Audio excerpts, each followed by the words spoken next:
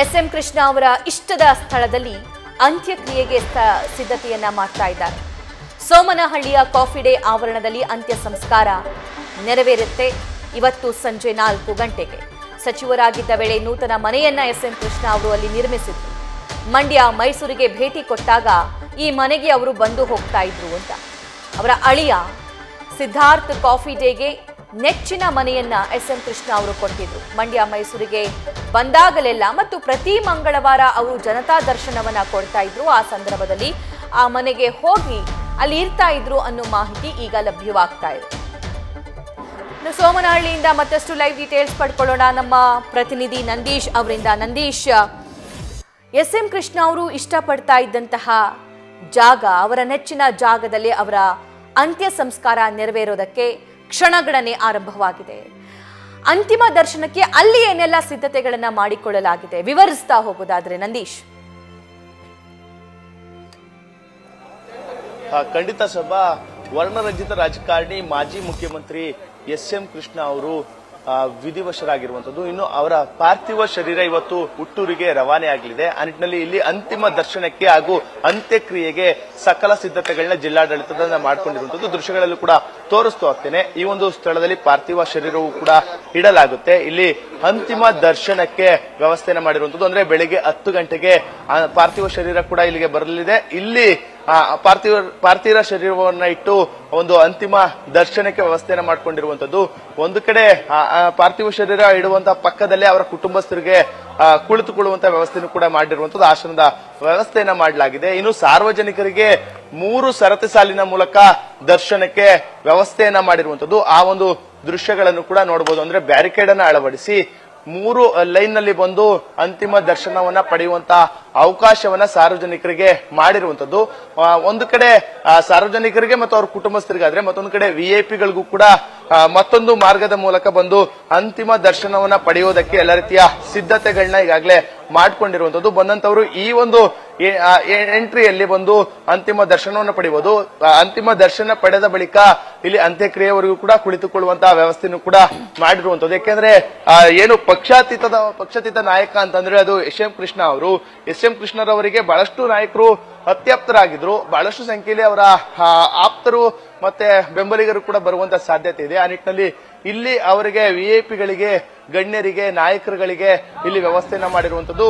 ಮತ್ತೊಂದು ಕಡೆ ಏನು ಬೆಳಿಗ್ಗೆ 10 ಗಂಟೆಯಿಂದ ಮಧ್ಯಾಹ್ನ 3 ಗಂಟೆವರೆಗೆ ಅಂತಿಮ ದರ್ಶನಕ್ಕೆ ವ್ಯವಸ್ಥೆಯನ್ನ ಮಾಡಿಕೊಟ್ರೆ, ಮತ್ತೊಂದು ಕಡೆ ಅಂತ್ಯಕ್ರಿಯೆಗೂ ಕೂಡ ಎಲ್ಲ ಸಿದ್ಧತೆಗಳನ್ನ ಮಾಡ್ಕೊಂಡಿರುವಂತದ್ದು. ಅಂತ್ಯಕ್ರಿಯೆ ಸಮಾಧಿ ಅಂದ್ರೆ ಈಗಾಗಲೇ ಮಂಟಪವನ್ನ ನಿರ್ಮಾಣ ಮಾಡಿರುವಂತದ್ದು. ಆ ಮಂಟಪದ ಎದುರಿಗೆ ವಿಐಪಿಗಳಿಗೆ ಅಂತ್ಯಕ್ರಿಯೆಯ ಒಂದು ಪ್ರಕ್ರಿಯೆಯನ್ನು ನೋಡುವಂತ ಕೆಲಸಕ್ಕೂ ಕೂಡ ಅವಕಾಶವನ್ನ ಮಾಡಿಕೊಟ್ಟಿರುವಂತದ್ದು. ಇಲ್ಲಿ 5 ಗಂಟೆಯ ಒಳಗಡೆ ಆ ಒಂದು ಅಂತ್ಯಕ್ರಿಯೆಯು ಕೂಡ ನಡೆಯುತ್ತೆ ಅಂತ ಹೇಳಲಾಗ್ತಾ ಇದೆ. ವೇದ ಬ್ರಹ್ಮ ಭಾನುಪ್ರಕಾಶ್ ಶರ್ಮರವರ ನೇತೃತ್ವದಲ್ಲಿ 15ಕ್ಕೂ ಹೆಚ್ಚು ವೈದಿಕರು ಆ ಒಂದು ಅಂತ್ಯಕ್ರಿಯೆಯನ್ನು ನಡೆಸಿಕೊಳ್ಳಲಿದ್ದಾರೆ. ವಿಧಿವಿಧಾನದ ಪ್ರಕಾರ ಒಕ್ಕಲಿಗ ಸಂಪ್ರದಾಯದಂತೆ ಈ ಒಂದು ಅಂತ್ಯಕ್ರಿಯೆಯು ಕೂಡ ನಡೆಯುವಂತದ್ದು. ಆ ನಿಟ್ಟಿನಲ್ಲಿ ಈಗಾಗಲೇ ಮಂಟಪವನ್ನ ನಿನ್ನೆ ನಿರ್ಮಾಣ ಮಾಡಿರುವಂತದ್ದು.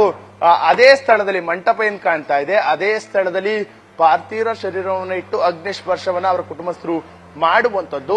ಒಂದು ಕಡೆ ಇದು ಎಸ್ಎಂ ಕೃಷ್ಣರವರ ಅತಿ ನೆಚ್ಚಿನ ಒಂದು ಪ್ಲೇಸ್ ಆಗಿರುವಂತದ್ದು, ಸ್ಥಳ ಆಗಿರುವಂತದ್ದು. ಮಂಡ್ಯಕ್ಕೆ ಬಂದಂತ ಸಂದರ್ಭದಲ್ಲಿ ಕಾಫಿ ಡೇ ಆವರಣ ಇದೆ. ಅವರು ಹಿಂದೆ ಸಚಿವರಾದಂತ ಸಂದರ್ಭದಲ್ಲಿ ಮನೆಯನ್ನ ನಿರ್ಮಾಣ ಮಾಡಿದ್ರು, ಬಂಗಲೆಯನ್ನ ನಿರ್ಮಾಣ ಮಾಡಿದ್ರು. ಅದೇ ಬಂಗಲೆಯಲ್ಲಿ ಬೆಂಗಳೂರಿಗೆ ಶಿಫ್ಟ್ ಆದ ಬಳಿಕ ಇದನ್ನ ಕಾಫಿ ಡೇಗೆ ಕೊಟ್ಟಿರುವಂತದ್ದು. ಇದು ಅವರ ನೆಚ್ಚಿನ ಸ್ಥಳ.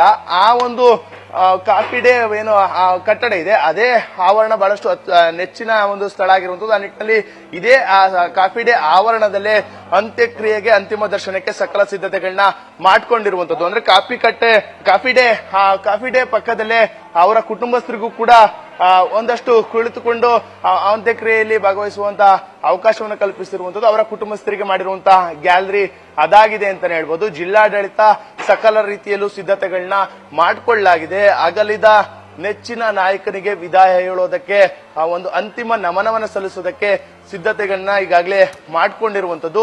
ಸುಸಜ್ಜಿತವಾಗಿ ಯಾವುದೇ ರೀತಿ ಒಂದು ನೂಕುನುಗ್ಗಲಾಗಬಾರ್ದು, ತೊಂದರೆ ಆಗಬಾರ್ದು ಅನ್ನೋ ನಿಟ್ಟಿನಲ್ಲಿ ಈ ಎಲ್ಲಾ ವ್ಯವಸ್ಥೆಗಳನ್ನ ಜಿಲ್ಲಾಡಳಿತ ಅಚ್ಚುಕಟ್ಟಾಗಿ ಮಾಡಿದೆ ಅಂತಾನೆ ಹೇಳ್ಬೋದು. ಇನ್ನು ಭದ್ರತೆ, ಬಹಳಷ್ಟು ಸಂಖ್ಯೆಯಲ್ಲಿ ವಿಐಪಿಗಳು, ರಾಜಕೀಯ ನಾಯಕರು, ಅದರಲ್ಲೂ ಕೂಡ ಸಿಎಂ ಸಿದ್ದರಾಮಯ್ಯನವರು ಮತ್ತೆ ಡಿಸಿಎಂ ಡಿಕೆ ಶಿವಕುಮಾರ್ ಸೇರಿದಂತೆ ರಾಜ್ಯದ ಅಲ್ಲದ ಹೊರ ರಾಜ್ಯದ ಬಹಳಷ್ಟು ರಾಜಕೀಯ ನಾಯಕರು ಕೂಡ ಬರುವಂತಹ ಒಂದು ಸಾಧ್ಯತೆ ಇರುವಂತದ್ದು. ಆ ನಿಟ್ಟಿನಲ್ಲಿ ಎಲ್ಲಾ ರೀತಿಯ ಯಾವುದೇ ರೀತಿಯ ಅಹಿತಕರ ಘಟನೆ ನಡೀಬಾರದು ಅಂತ ನಿಟ್ಟಿನಲ್ಲಿ ಪೊಲೀಸ್ ಇಲಾಖೆ ಬಿಗಿ ಭದ್ರತೆಯನ್ನ ಕೈಗೊಳ್ಳಲಾಗಿದೆ.